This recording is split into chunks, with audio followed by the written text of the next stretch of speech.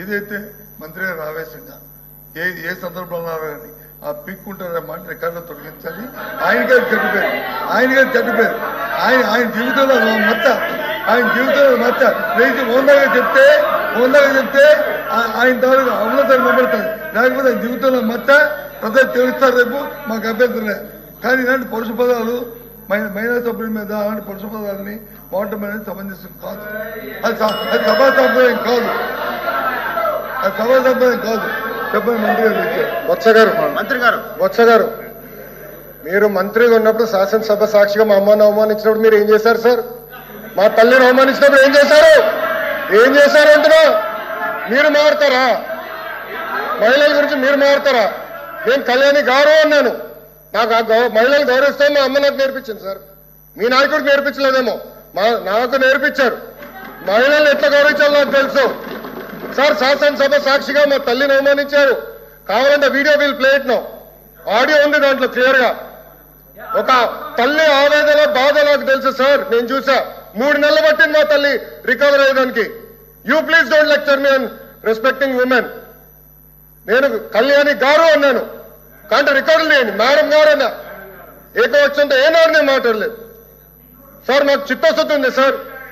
వినండి సార్. మీకు ఓపిక లేకపోతే బయటకు వెళ్ళండి. I no problem. Please listen. మీ తల్లిని అవమానిస్తే మీరు రిటర్న్ మారుతారా? మీ భార్యను అవమానిస్తే మీరు రిటర్న్ మారుతారా? మీరు మాకు లెక్చర్లు ఇస్తారా? నేను మేడం గారు అన్నాను, కళ్యాణి గారు అన్నాను. సార్ ఏమన్నారు? మేడం గారిని అన్నాను. నేను మేడం గారిని ఏనాడు అనలేదు. మహిళలంటే నాకు గౌరవం సార్. ఆయన పార్లమెంట్ రెస్పెక్ట్ ఉంది. అరే మీకేం తెలుసా? అట్లా మారుతా లూజ్గా ఏం మారుతున్నారో తెలుసా మీకు? ఒక తల్లిని అవమానిస్తే ఎంత బాధపడుతుందో మీకు తెలుసా? నేను చూశాను. 3 నెలలు 100 రోజుల బాధ నేను చూశాను. మీరు చూసారా? ఒక మహిళ అవమానిస్తే, శాసనసభ సాక్షి అవమానిస్తే ఎంత కుమిలిపోయిందో నేను చూశాను. మీరున్నారా? మాట్లాడచ్చు మీ తల్లి గురించి మాట్లాడమంటారా? ఈరోజు ఇదే మీకు నేర్పించింది మీ ఇంట్లో. ఈ రోజు కూడా మీ కార్యకర్తలు ఏం చేస్తున్నారండి? మా మహిళలు వ్యతిరేకంగా పోస్టులు పెడతారా?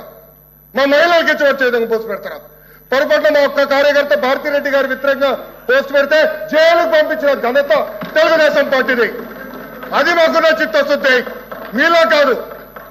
మహిళలు తిడితే ఆనందపడితే వ్యక్తులు మేము కానే కాదు. ఆ రోజు మంత్రిగా ఉన్నాడు ఈయన.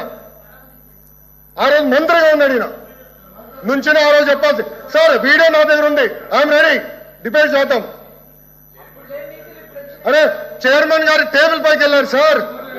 మీరు మారుతారు. ఇదే టేబుల్ మీద నుంచున్నాడు ఒక మంత్రి.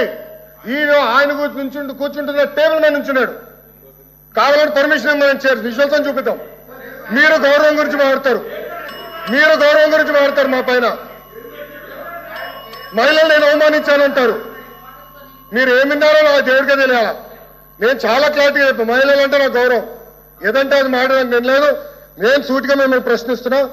మీరు రెజల్యూషన్కి కేంద్రంలో ఉన్న నరేంద్ర మోడీ గారికి పెట్టిన రెజల్యూషన్, ఆయన థ్యాంక్ యూ చెప్తున్నా, పెట్టిన రెజల్యూషన్ ఆమోదిస్తున్నారు లేదా మీరు చెప్పండి.